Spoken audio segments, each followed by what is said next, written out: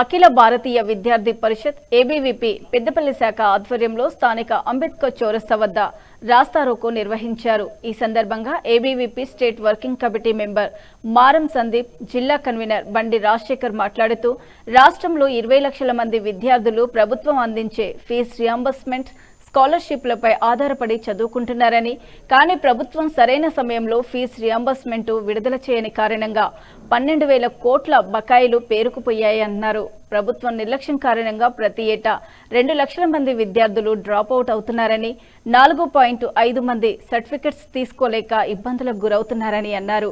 ఇక్కడి విద్యార్థులు పక్క రాష్ట్రాలకు వలస వెళ్లే పరిస్థితి దాపురించిందన్నారు. గతంలో ఉన్న ప్రభుత్వం ఫీజు రియంబర్స్మెంట్ పథకాన్ని తుంగలో తొక్కుతూ పేద విద్యార్థులను ఉన్నత విద్యకు దూరం చేస్తుందని, మా ప్రభుత్వంలో బకాయిలు చెల్లించడంతో పాటుగా గ్రీన్ ఛానల్ ఏర్పాటు చేసి ప్రతి నెల ఫీజులు చెల్లిస్తామని చెప్పిన నేటి ముఖ్యమంత్రి తానే విద్యాశాఖ మంత్రిగా ఉన్నప్పటికీ ఇప్పటి వరకు బకాయిలు విడుదల చేయకపోవడంపై ఈ విషయం కోర్టు మెట్లు ఎక్కిందని అన్నారు. బండి రాజశేఖర్, పెద్దపల్లి జిల్లా కన్వీనర్, అఖిల భారతీయ విద్యార్థి పరిషత్ పెద్దపల్లి జిల్లా శాఖ ఆధ్వర్యంలో ఈ రోజు రాష్ట్ర బస్టాండ్ దగ్గర రాష్ట్ర నిర్వహించడం జరిగింది.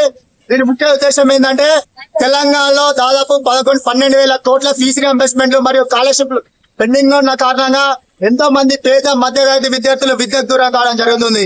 దాదాపు ప్రతి సంవత్సరం 20 లక్షల మంది విద్యార్థులు ఈ స్కాలర్షిప్ ద్వారా చదువుకుంటుంటే ఈ రాష్ట్ర ప్రభుత్వం, ఈ రాష్ట్ర కాంగ్రెస్ ప్రభుత్వం ఈ ఫీజు రియంబర్స్మెంట్ పథకాన్ని ఎత్తేయడానికి రాష్ట్ర ప్రభుత్వం కుట్ర చేస్తుంది. ఏబీవీపీ తరఫున ఒకటే డిమాండ్ చేస్తున్నాం.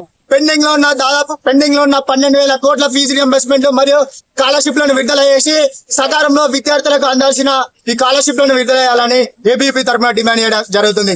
అలాగే ఈ పెద్దపల్లి జిల్లా వ్యాప్తంగా వస్తే అనేక ప్రభుత్వ జూనియర్ కాలేజీలు కావచ్చు, మన ప్రభుత్వ స్కూల్ కావచ్చు, కనీసం మౌలిక వసతులు లేక ఎంతో మంది విద్యార్థులు విద్యకు అభ్యసించడానికి దూరం కావడం జరుగుతుంది.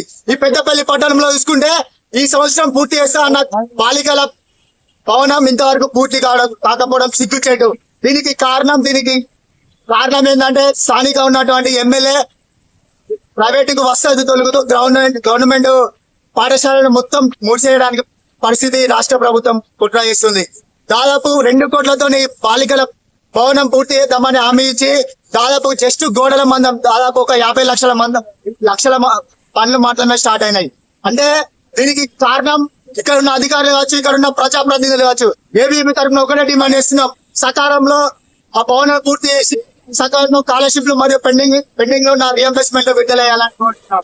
నేటి ఏడాది గత ప్రభుత్వానికి ఏ విధంగా బుద్ధి చెప్పినామో అదే విధంగా ఈ పెద్దపల్లి జిల్లా వ్యాప్తంగా ఉన్న ముఖ్యంగా ఈ పెద్దపల్లి మంత్రి అయితే శ్రీధర్ బాబును పెద్దపల్లి అడుగు పెట్టకుండా ఏబీవీపీ కార్యకర్తలు ఎక్కడున్నా అక్కడ అడ్డుకుంటామని ఈ సందర్భంగా తెలియజేయడం జరుగుతుంది.